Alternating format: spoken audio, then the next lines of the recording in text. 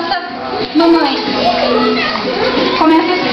Quando um bebê decide vir ao mundo, nasce com ele uma mãe. Baixa ali pra nós. Uma mãe, ela é mãe desde o primeiro instante, mesmo quando a vida ainda é um minúsculo ser implantado no ventre. A gente já é mãe de coração.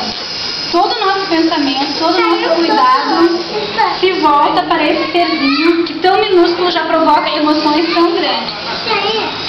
A simples descoberta já nos traz um turbilhão de emoções inexplicáveis.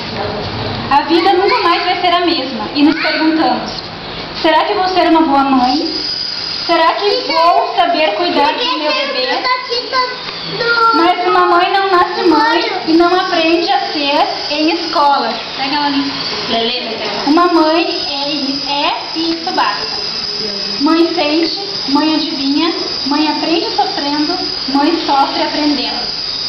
Benditas são as mulheres se elas suportam uma das maiores dores, sem dúvida a maior das felicidades. Uma mulher grávida é algo sublime. Ela tem algo de anjo e santo. Uma aura invisível que reflete e ilumina seu rosto. Ela carrega nela a vida, um pedacinho dela mesma que vai um dia ter vida própria, e isso é maravilhoso e ao mesmo tempo assustador. Deve ser por isso que nos tornamos tão emotivas e choramos tão facilmente. Deve ser essa a razão de querermos estar satisfeitas em todos os nossos desejos. Que a gravidez, Cláudio, não é uma doença, isso é verdade. Mas que não digam que é normal e que a pessoa pode viver normalmente, pois isso não é verdade. Todo o equilíbrio físico e emocional fica balançado. Ainda hoje, civilizações onde as mulheres grávidas são tratadas como seres especiais e divinos. Futura mamãe, que agora está descobrindo as alegrias da maternidade.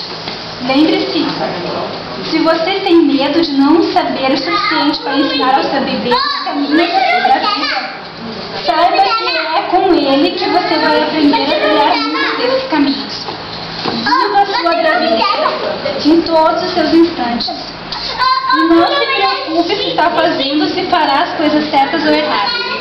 Seu coração vai te ditar e confie nele. Aproveite ao máximo cada segundo, pois cada momento é único. Fale com o seu bebê, faça carinho nele, sorria para ele. Viva o mais serenamente possível. Acredite, esses momentos são inesquecíveis. E, sobretudo, você é uma pessoa agraciada. Deus os escolheu para que fizessem parte um do outro. Ele saberá certamente conduzi-los nesse maravilhoso caminho de Deus. Um carinho da Dina.